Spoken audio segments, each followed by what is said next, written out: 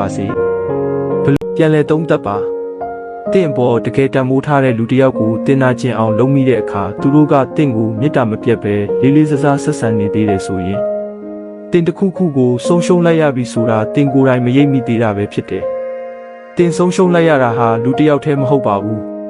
တင်ရဲ့အားနည်းချက်တွေထက်တင်ကိုပိုချစ်ပေးခဲ့တဲ့သူ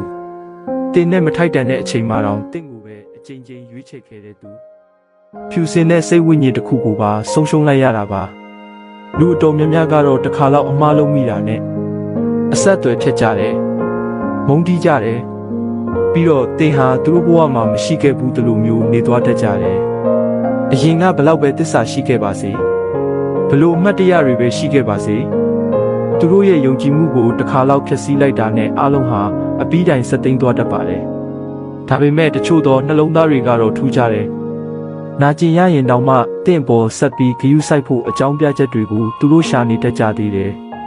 တင့်ရဲ့အမားတွေကြားထဲကနေတင့်ရဲ့ကောင်းကွက်လေးတွေကိုပဲသူတို့မြင်ပေးနိုင်ကြတယ်သူတို့ခွင့်လွှတ်ပေးတာဟာအားနည်းလို့မဟုတ်ပဲသူတို့ရဲ့ချစ်ချင်းမေတ္တာကတင့်ရဲ့အမားတွေထက်ပိုပြီးနှဆိုင်လို့ပဲဖြစ်ပါတယ်လက်စားချေဖို့ထက်ငြိမ်းချမ်းမှုကိုပဲသူတို့ရွေးချယ်ခဲ့ကြတယ်အကယ်၍တင်ဟာအဲ့ဒီလိုလူမျိုးတစ်ယောက်ကိုဆုံးရှုံးလိုက်ရပြီဆိုရင်တင်ဟာအချစ်တစ်ခုလေးကိုဆုံးရှုံးလိုက်ရတာမဟုတ်ပါဘူးဒီလောကမှာရှားပါတဲ့စိတ်ထားမျိုးကိုဆုံးရှုံးလိုက်ရတာပါဘာလို့လဲဆိုတော့ဒီလောကကြီးဟာအယမ်းကိုအေးဆက်လွန်းလို့ပါပဲလူအတော်များများကအမှားတစ်ခုစကားများတာတစ်ခုဒါမှမဟုတ်နားလည်မှုလွဲတာလေးတစ်ခုခုရှိတာနဲ့တင့်ကိုထားခဲ့ဖို့အမြဲတမ်းအစဉ်သင့်ဖြစ်နေတတ်ကြတယ်ဒါပေမဲ့နာကျင်ရတာတော့မှတင့်ပေးမှဆက်ရှိနေပေးတဲ့လူမျိုးဆိုတာဘယ်တော့မှထပ်မရနိုင်တော့တဲ့တန်ဖိုးမဖြတ်နိုင်တဲ့အရာတစ်ခုကိုဆုံးရှုံးလိုက်ရတာပါပဲငါတခုမှမပြခဲ့တာလေ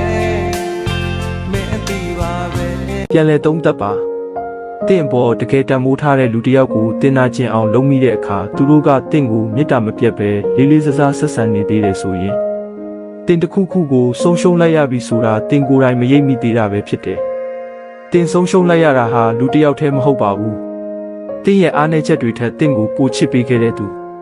တင်နဲ့မထိုက်တန်တဲ့အချိန်မှတော့တင်ကိုပဲအချိန်ချင်းရွေးချယ်ခဲ့တဲ့သူဖြူစင်တဲ့စိတ်ဝိညာဉ်တစ်ခုကိုပါဆုံးရှုံးလိုက်ရတာပါလူအတော်များများကတော့တစ်ခါလောက်အမှားလုံးမိတာနဲ့အဆက်အသွယ်ဖြစ်ကြတယ်